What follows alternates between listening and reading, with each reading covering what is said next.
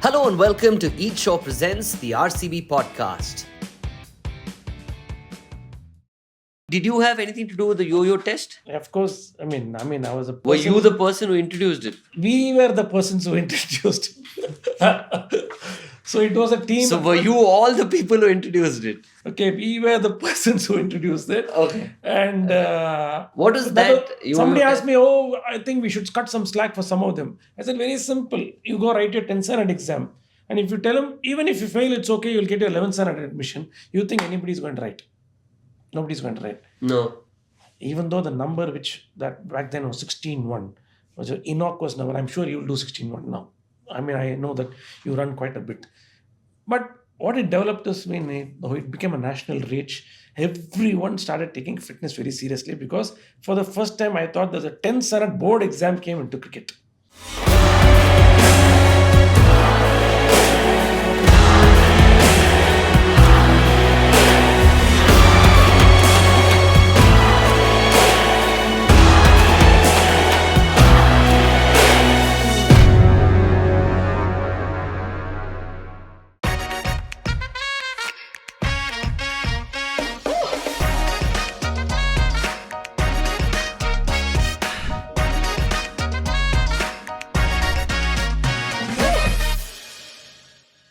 Hello and welcome to the RCB podcast. My name is Danish, and on this season, we're discussing game-changing moments from careers and personal lives. And with me is a man who's changed a few careers and has been pivotal to them. But what makes Basu sir tick? Basu sir, firstly, welcome.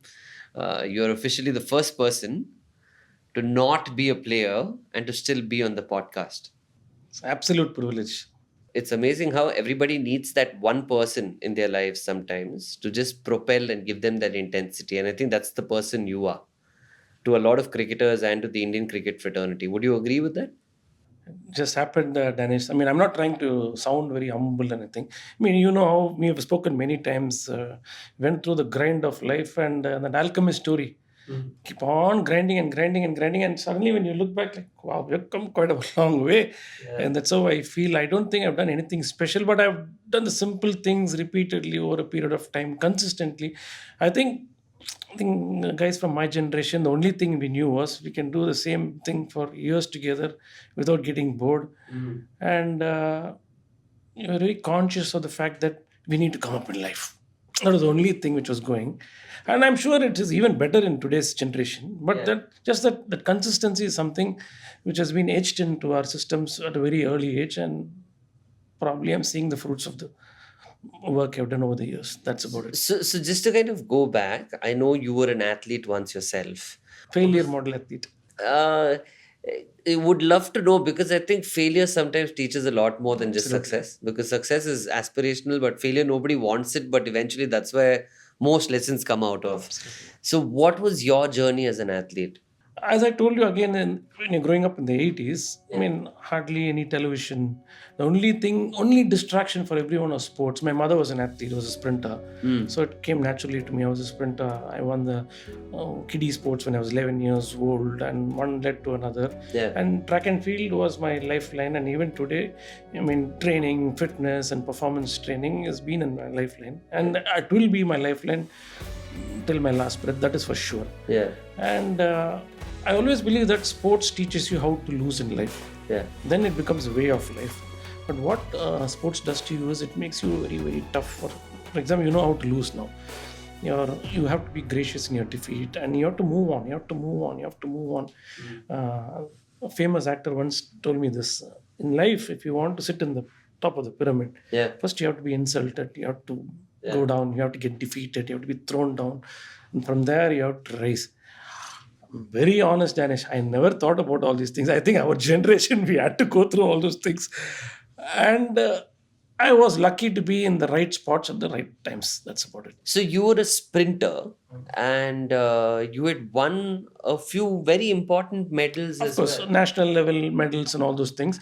I mean, my aspiration was to win Asian Games and Olympics and all those things. Always aim for the sky. Yeah. Never anything less than that. Yeah. But that it took almost 25 years of my life. I've done track and field at all levels, from just basic district level to state level, the national level, then There are so many interdepartmental meets and so many things. What it did is, I mean, kind of a discipline which you develop over a period of 20 years. That actually sort of translated into my next phase of my life into coaching. I wanted to become a coach. And I didn't want to be a run of the mill track and field coach. I wanted to do something with exercise science and strength and conditioning. And back in the 90s, when I told my dad, and some of my relatives thought I was off my head. Yeah, sounds a little cuckoo because They thought that this fellow, some cracked he's wants to be a working. gym. Does he want to be a gym trainer? And working in a bank. I mean, working in a bank is something very big in the 90s. And I said, I'm going to quit and I'm going to get into this. People thought I was off my head. But I chased my passion. This is what I know. Imagine me in a bank from 9 to 5. Some of the nationalized banks, I mean, they would have closed just because of me. Perhaps the most, like we talk about, it's funny, right? RCB has a product called Hustle, which is about exercising, and people can go download the app and then follow exercises there. But you've hustled in real life. You're like a hustler. For us, we love chatting I with read you. this because- quote somewhere. Good things happen to people who hustle. Yeah, you gotta hustle. That's true. Now, I'm gonna go to your bank career in a bit. Before that, I want to know what switched the flip for you to say, instead of being the guy who'll run and win the medal, to be the guy who'll support a person to go run and win that medal. That is in itself huge because everybody wants glory. But then you suddenly decide to be at the back and help somebody else achieve that dream. When did that switch flip for I you? think around 26, 27. I tried like hell. I mean, from the age of 11 to 26, 27, always thought I'm going to win an Asian medal. Always some SAF games, some international medal. 94, we did an international permit made and won a bronze medal in a relay. But then, when you're young, you think that, oh, somebody did me in, otherwise I would have become a champion. As you grow older, slowly I realized that my mental was not that great. That's all. I think I reached the max. I have no qualms in telling that today. A lot of people may say that, oh, if only I had done this, if only I'm not going to tell that. I think my mental was only so much. But then I said, what else I know? I know only track and field. And from there, a little bit on performance coaching. One interest leads to another. But did you have someone who kind of made that difference and you thought, let's assume at your normal, on a scale of 1 to 10, you could run, say, 7, right? But you met someone in your life who made you get to 8 or 8.5. Did you meet that person, or did you see a void and say, oh, there is no person like that and I could be that person?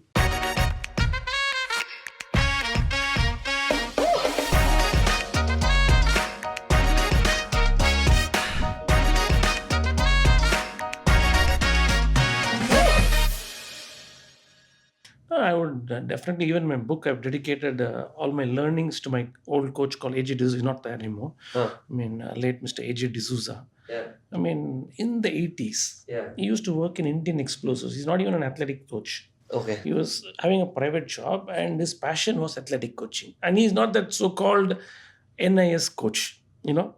He's a guy who's working in a proper 9 to 5 office, corporate office, comes after office times, comes and trains all of us. And he comes from, I think, an Anglo-Indian background. So in the 80s, he introduced something called as plyometry, the modern training technologies, which is again doing the cycle now. Yeah. So a huge impact on my learning. Even today as a trainer, Yeah. if somebody says how much you learn from your courses and how much, I would absolutely say more than 50% is what I've done under Mr. AJ D'Souza. Wow. And But where did he get his information from? no, in track and field, well, there was another person called Ken Obuson, that was his coach. And there's this famous coach called Charlie Francis, who was the coach of Ben Johnson, remember? Yeah. The 1988 Yeah. Olympic gold medal. So those templates were set in the 80s. And in the last 50 years, believe me, Charlie Francis, the work he has done is just unbelievable. Nothing new has come from what he has not done.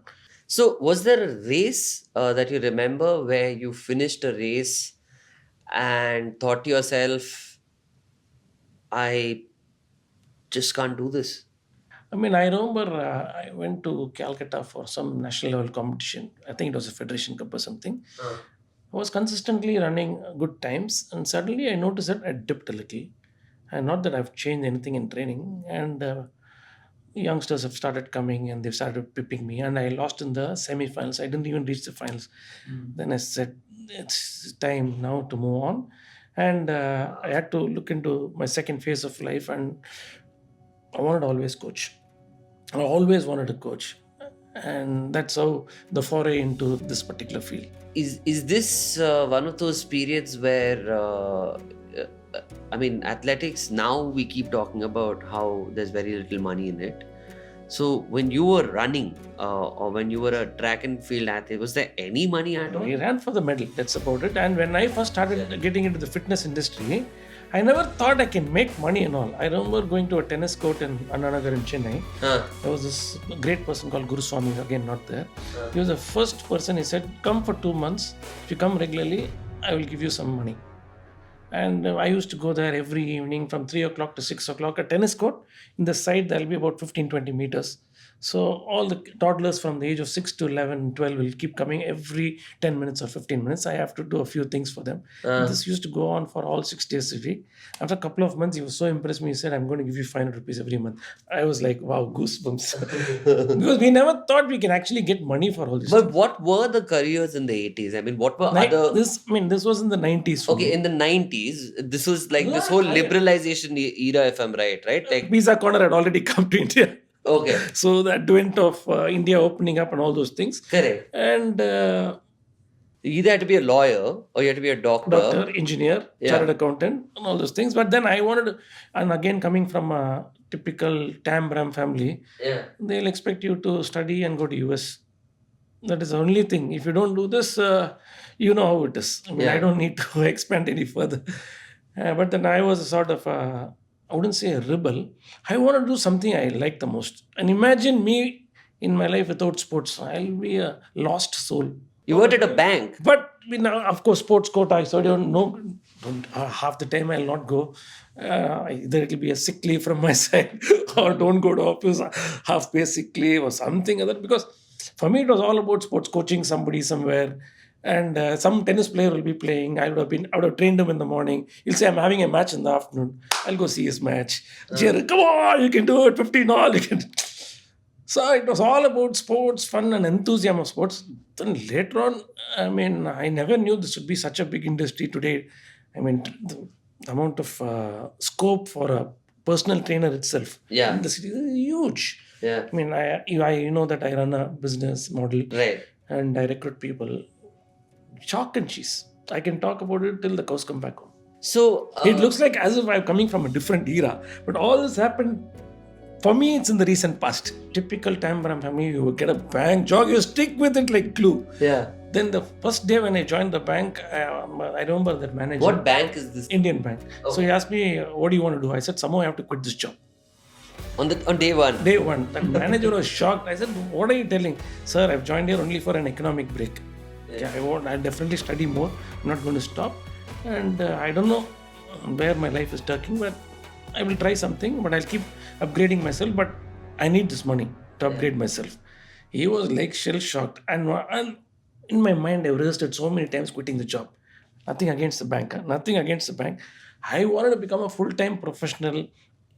Something connected with sports. That is my dream. That was my dream. And that will elusive during that time. So one fine day, I told my wife, I'm going to quit. And she said, you've been telling this for many years. Please do it. And that was the greatest day for me in terms of liberation. So who were the people you were training then? Anybody we know? All the tennis players that time. Sai Jalakshmi, Rishi Sridhar. You name it. All the tennis players used to train in the 90s. Then basketball teams. Then squash players like Arjun Krishnan and all back then. Then subsequently Deepika, Joshna, track and field, all the college boys. So I used to do various things. Then I used to work in Krishnan Tennis Center, Ramesh Krishnan, my trainer. Put the miles in different places. And I always say that you need to put the miles.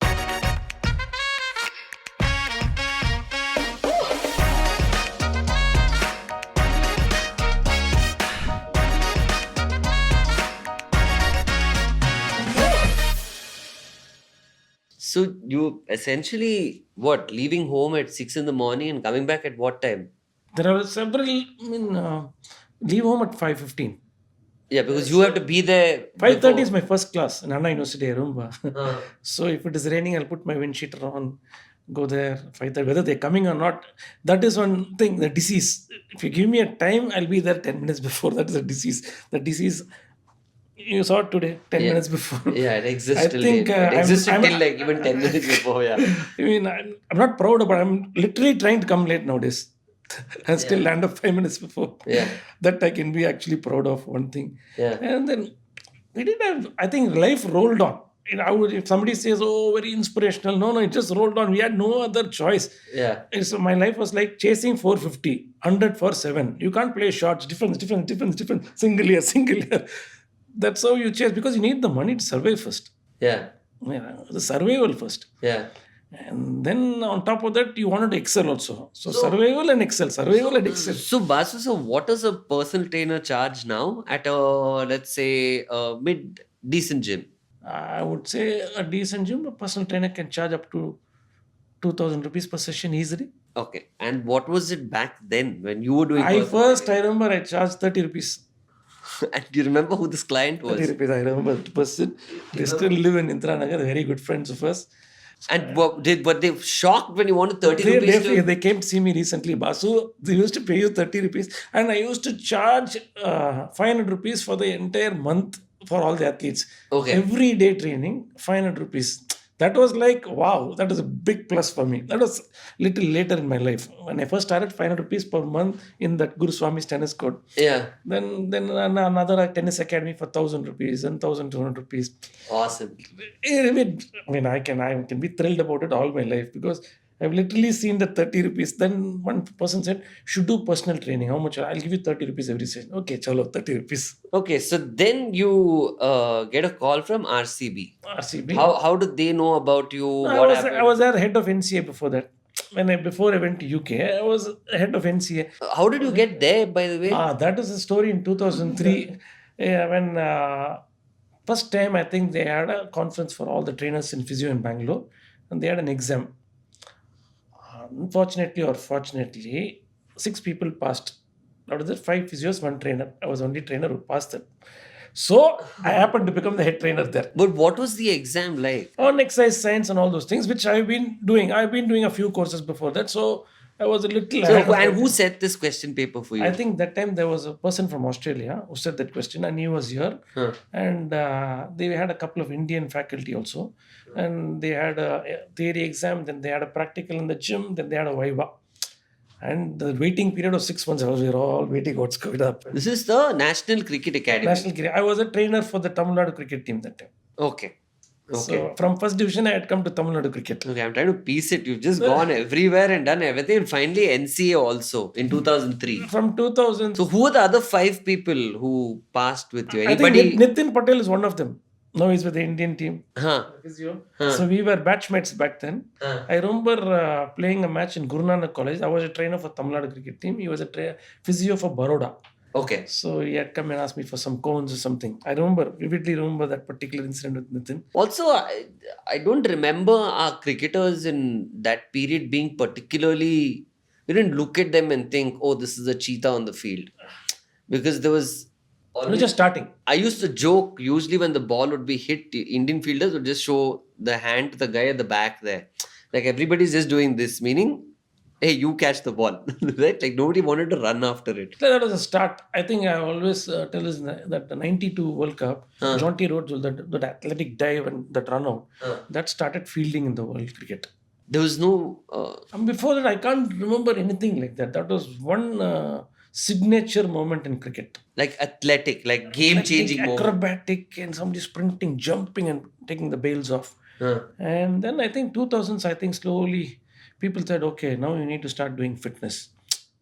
Then the Mickey Mouse training became a little more serious. And I think from 2010, 11 onwards, it became very, very serious. Now they're all training like professional athletes. What is Mickey Mouse training? Mickey Mouse training is, I One, just... 2, 1. Not take a rubber band and do the rotation, everything with no loads, nothing. Very innocuous training, I call it as Mickey Mouse training. Okay, so this when you joined in 2003 at the NCA, it was everybody was doing Mickey Mouse things. What was your I reaction? introduced weight training then and I No, correct. But when you walked in and saw people doing Mickey Mouse it things, was like, sick. I'm assuming these are some greats. Can you No, it tell was us some very- names? Even if you run the opposite direction, it was probably sacrilege. But oh really? I mean, weight training was like taboo at the time. But can you tell us can you say some names at least, just to make this I mean, podcast I like- definitely, I'd say in 2004, I think, Robin Uthappa had done all those power lifting, weightlifting exercises back then. Anirudh Shrikant, Robin Uthappa, all those boys from under 19 camp, I still remember. Then subsequently, another camp, that's when I met all these guys, so-called Manoj Tiwari, Rohit Sharma, Uday Kaul. Up until then, what were they doing? Mickey Mouse training. It is just start of the new, what is why, I wouldn't say revolution. I had come, I knew only this, so I had to introduce this somewhere, and I started. And this was what I was doing for tennis players and basketball players. And some of the coaches were very cooperative, young coaches back then. Yeah. I said, okay, trying this, but be careful. The other thing is, even now you go to gym and all, you're going, be careful, back and all, you have to be careful. Correct. Back you have to be You careful. have to be back, you have to be careful. Weights and all you don't do, you'll become very stiff. That has been going on from the time Hitler went for the First World War. Yeah. And it's still going on Yeah. in some small pockets at least. Still, there is a huge belief that weight training you will become very stiff and that will hamper your performance too. So you remember the excitement of being a part of IPL and RCB? Do you remember that call that you got and just like kind of saying, okay, 2 months I get to now work on IPL? Unbelievable it was. Like 2008 when I saw IPL, like 8 teams, and I said, not one Indian trainer in that. You should be a part of this IPL. And not even the faintest of my dreams I thought I'll ever work in IPL, because I thought it was not for us, not meant to be. Okay. And suddenly out of the blue I got this, and So manifested it and it came to you then. probably Yeah. and out of the blue it came. Like I was like super excited. For me it was like winning the Oscars.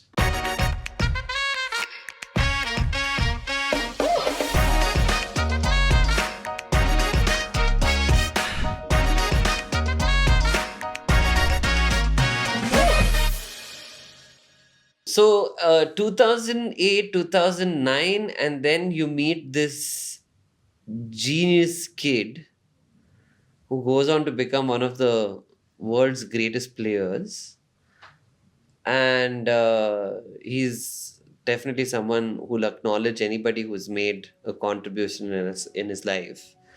We're talking about Virat Kohli, and you meet this kid, and it's almost like you didn't transform this one kid, you just transformed Indian cricket after that.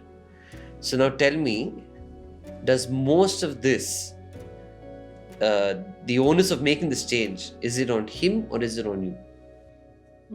I think it's on him. Like from 2009, I've been seeing him. I remember he coming and talking to me in 2013. You're doing all this for Robin. You think all this will help? And there is a guy who will ask a lot of questions. And then again, he'll come back in 2014 and say, my back and all getting stiffened up. Can you do something about it? We will start, and it's only 6 weeks, so you can't do much. And 2014, he'll come and say, I think you should do a bigger role for us. I said, okay, we'll do a bigger role. 2014, I said, let's make a template for you, start changing things for you. And I said, if I come, I have to make a few changes. It can't be that type of training which you're doing. We need to change drastically. A lot of technical questions he asked. And I said, we'll start doing these things. It will work for you. And more than the scientific part, my logic and my common sense told me that I've seen a lot of guys like this. And I thought this fellow will definitely benefit out of this sort of an athletic template which I had. And questions back and forth. And then finally decided, okay, whatever you say, we'll start. We started little work in 2014. Then he went to the Indian team, came back in 2015. He had also seen me training Deepika Pallikal, Dinesh's wife. Yes, yeah, who's one of our squash greats, yeah. At that time, she was in the top 10 in the world. Yeah. And she was like individual athletes. Yeah, They train like mad. she's one of the greatest sports people in this country. And I've been training her from the age of 12. And he said, no, I want to start training don't look at me like a cricketer, treat me like an individual athlete. So I said, it's like an athletic performance. You have to train like an Olympic athlete. And I used to quote Novak Djokovic then. Every meal, every sleep wake cycle, every exercise, every warm up, every cool down, everything counts. And hats off. I am not tired of telling this. I've never ever seen a guy like Virat Kohli who can do the simple, most boring things every day of your life. Even today, if he comes to the gym, you can see doing whether he is performing or not performing, it really doesn't matter. But that zeal and that zest and that extraordinary passion towards excellence, mind boggling. And that helped me Yeah. to put my syllabus across to him in a easier fashion. For me to change the entire template, if the buy-in doesn't come, there's no way in the world he can. So you trained him for 6 weeks, and even while he was away, he was following your No, program. that time is he it? could not. He came back in 2015, and I did the IPL, and that year I joined the Indian team. So it continued. Oh, what luck! It continued. We went to Sri Lanka. I remember during IPL, I do some base work, and I'll get selected in the Indian team. I'll probably miss that Bangladesh tour or something. Then I'll join in Sri Lanka. So we'll start with the stick, and I said, let's start doing some proper athletic work. And that's how it started. So, sir, Virat looks fit. Like you look at him and you just know, wow, he's fit. And then you look at a DK or an AB. Of course, they're fit, and that's why they've managed to achieve what they've achieved in all these years. They're special, no doubt. Do you train them differently, but? I mean, people are always caught up by visual fitness. When they look at you, they say, "Oh, yes, you look so fit." But athletic fitness is very different. Like Virat is definitely athletically very, very fit, Yeah, and he looks also like the cosmetic of it. cosmetic. Also, he looks. I mean, he's blessed that way. Yeah. Maybe he's extremely powerful and fit. He may not look that fit, but he's equally efficient, if not more. Same thing with Dinesh Karthik. His resilience and robustness in the cricket field is unbelievable. I mean, he's a Ryan Giggs of cricket. He's never been injured much. Wow. He hardly loses any time. And all of them are fit. Like how we all look differently from the outside. We all function very differently from the inside. Right. This is a quote from Paul Schick, and I think this holds good for everyone. Each person is different. The gene is different. I mean, sometimes people ask me, "Oh, I want this. I want a bigger calf. I want a bigger arm." And I tell them, "You should have chosen better parents." It's a joke. Right. It a lot depends on, I mean, your family lineage, genetics, and all those things matter a lot. And each person is different. You can't have one size fits all for everything. And all of them are fit in their own way. And are they able to perform in the park without injuries? Are they able to raise their performance year in, year out? That's the most important thing. I mean, just numbers with other fitness parameters alone is not enough. At the end of the day, why do we do all this? We need to perform at our best in our respective professions of sport. These guys do it with aplomb. I think I've understood that, and I think they are exponents of that. So I am just a tool. So, Basu sir, just to kind of give people listening in and watching an idea of how better does a cricketer become with things that they do in the gym versus they don't do at the gym.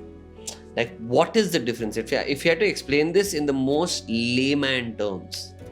I think, I mean, in athletic parlance, this is what we say. A lot of people think gym means immediately building body. Yeah. Not building body. It is, let's say, the gym is a tool for you to get a better perspective about yourself with regards to athletic profiling. One. Number two, from a performance point, the gym is again a tool for you to show that elusive sprint, which is 0.1 second faster than what it used to be, or you jump and catch a ball, which is 5 centimeters more than what you can do before. And on top of that, staying injury free. And your body is in the park every day, day in, day out. Even if you have the niggles, you bounce back, come and play through the year with minimum injuries and niggles. I think that is the most important thing. You transformed Virat's athletic ability. Was that the template that brought the others to buy into your idea as well? Absolutely. I mean, the captain is sort of bought into the theory. Yeah. And then, Like, do you remember subsequent conversations with, say, Bhuvneshwar Kumar, Jasprit Bumrah? Yeah. Umesh Yadav. You hit one, you hit five. You hit five, you hit 50. You hit 50, you hit the nation.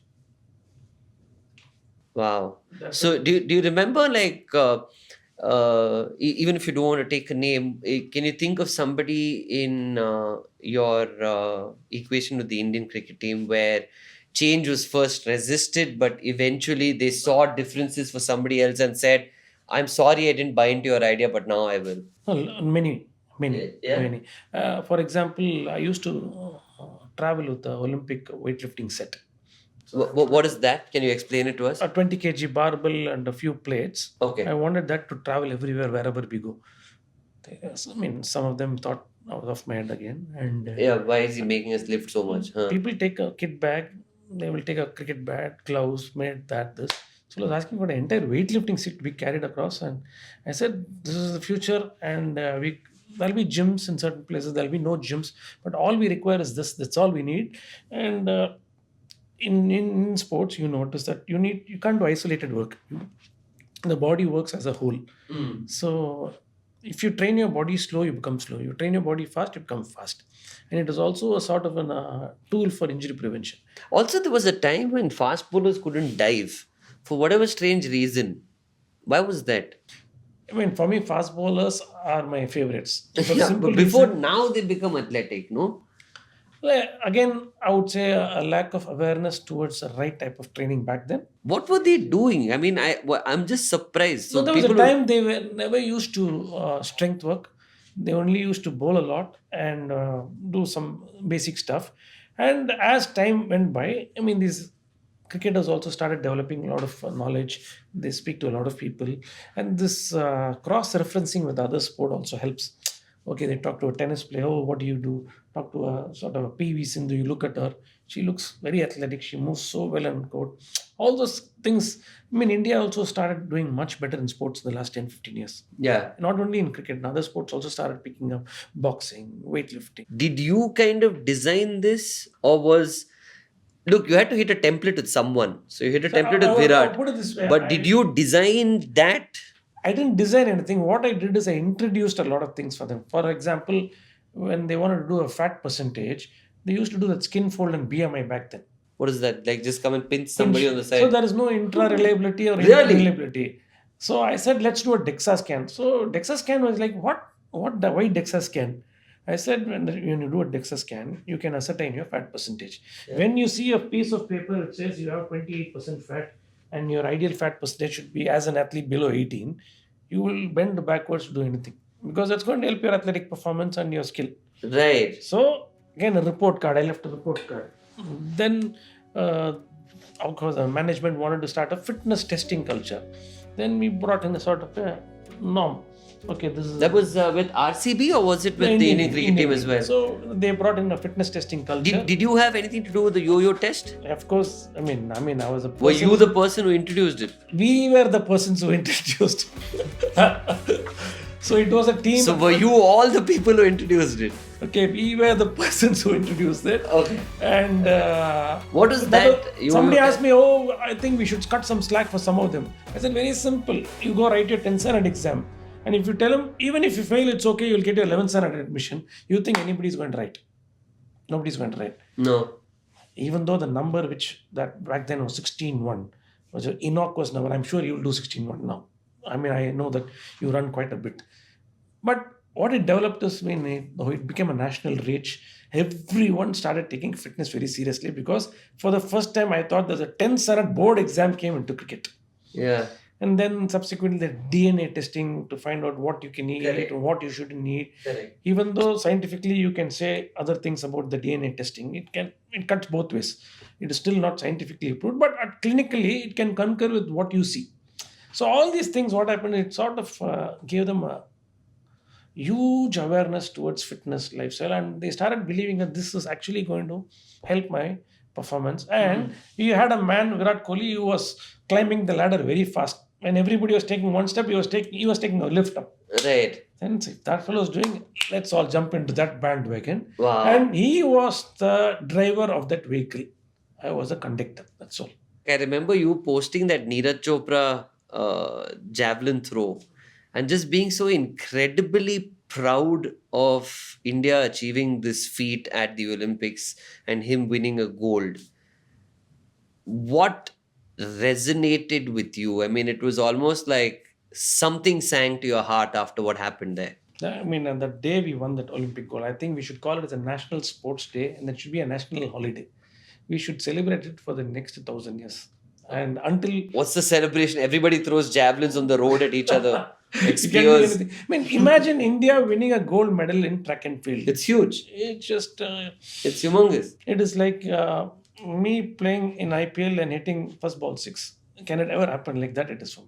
Wow. For me, that is. But what have you tried to kind of understand what his schedule is? Yeah, I mean, I've been following him on Instagram, the workouts he does, the journey has come through. As I told you earlier, track and field is a hot brick, and he has had his own share of challenging moments in his career. And that particular second throw or third throw, I'm not very sure, was just mind boggling in the Olympics. And it is so more because we never thought of an Indian winning a event which resonates with strength, javelin, Yeah. power. Yeah. Maybe a 5,000 meters or 10,000 meters. Yeah. Nobody thought an Indian will win an Olympic gold medal in javelin throw. In the past, people have ran the finals in 800 meters, PT Usha in the 400 hurdles, Milka Singh in 400 meters. Nobody thought javelin. And he's turned the tables. And today, I only hope that more and more schools encourage track and field, because track and field is not only for track and field, it's a Yeah. mother of all sport. It can help so many other sport also as a basis. Correct. I'm just going to ask this to you because I know for a fact that there's going to be the guy consuming this video or this piece of audio is somebody like me or the crew that's sitting around over here. We're regular people. Do we need to get caught in this trap of training like athletes? Or do you think for us it's just about keeping ourselves fit? Like, there is a difference between what they do and what we do or we should do. Answer that question. Unless you want to become a better athlete, train like an athlete. Otherwise, have fun, enjoy your life, and do fitness for your health. Mm. Like Great. somebody asked me, oh, Great advice. Somebody asked me, should I do deadlift? There's no do's and don'ts in strength and field. There's many ways to skin a cat. Unless you want to improve your deadlift, if you don't do deadlift, you can never be an athlete. I'll never use such lines because there are many ways to skin a cat. Unless you want to become a better deadlifter, do more deadlifts. Yeah. And if you don't like deadlift and if you feel that it's hurting your back, Don't do it. don't do it. Do something else. I mean, you go to a mechanic. And give So you a it's car. okay to do that, you're saying, for common people, because I know how many people are going to be listening to this just going, because this is craze, right? Like Virat Kohli is fit, even I want to be, but you have to be as fit as him. And for what? You go to That is his profession. you go to a software company, or you're probably an editor or a advertising guy. Like, chill, you don't have to be that fit. Definitely not. Definitely Right? not. I mean, I mean, you can, but you have to be. strike a balance in life. I mean, you need to, at the end of the day, you have to live life. You Correct. can't be consumed by this fitness mania. If it is not there in your system, Yeah. do not worry about it. But take care of your health. That is the only thing. Awesome. So we've gone through such a fun sort of journey, right? It's been beautiful from where you started and how and what the changes have been. I'm going to ask you this one final question, which is, if I had to ask you to pick a game-changing moment for you personally, what would it be? And what day was that? Or what event was that? I remember me moving into my own house in 2002. Took a bank loan for 3 lakhs. You know how small house I built, and I moved into that house. And I was happy training tennis players and doing a first division cricket team. As I told you, I mean, back then, all you wanted was train people. In the evening, when you had a little time, do a little training for yourself, then watch some movie and happily sleep. Life was very simple. Suddenly, from nowhere, I got a call from TNC and they said, there's a Buchi Babu tournament. We have selected you as a trainer to train the state team. That was one very nice moment because we just moved into the house and I get that call that very evening. And next one was probably I'll write that NCA exam, wait for almost 6 months, 7 months. Suddenly out of the blue, they'll say, you've been selected, come to Bangalore. Under 19 camp, you have to take charge. Wow, I think that was the beginning of everything. These two moments are very special in my life. Other than that, that number of years I've done training squash, tennis, basketball, track and field, all those formative years. But if I have to say two game-changing moments, one is that First time the Ranji Trophy and the NCA. Those are the two stepping stones. Other things eventually happen. You know that once you're in that road, you might reach there. But these two things I never even thought I will do. Awesome. And in terms of the athletes that you've trained, your favorite athlete, the ones you've trained. I will exclude Virat in this list. Of course, Deepika Pallikal. Awesome. I mean, she's been fabulous. And we have trained one long jumper back home in Prem Kumar briefly. And he did phenomenally well. Apparently, he's a national record holder. And like all the guys, Bhuvneshwar Kumar was a treat for me because he has never done any weightlifting till then. Literally from ABCD, we had to teach him. And after 6 months of training, he'll win the purple cap in one of the IPL. Those are all small things which will make you happy as a coach. And when somebody gets injured, putting them back into play. And I said this during World Cup also. The best thing that could have happened to Mohammad Shami was failing the fitness test back then. He came back with renewed vigor, and he was a 2.0 version of Mohammad Shami. Was unstoppable in England and Australia subsequently. I mean, at the end of the day, your work for us as coaches, it comes in different forms, the results. And very nice to see when they perform and when they acknowledge you. I mean, who doesn't like that? Yeah. Thank you. Thank you.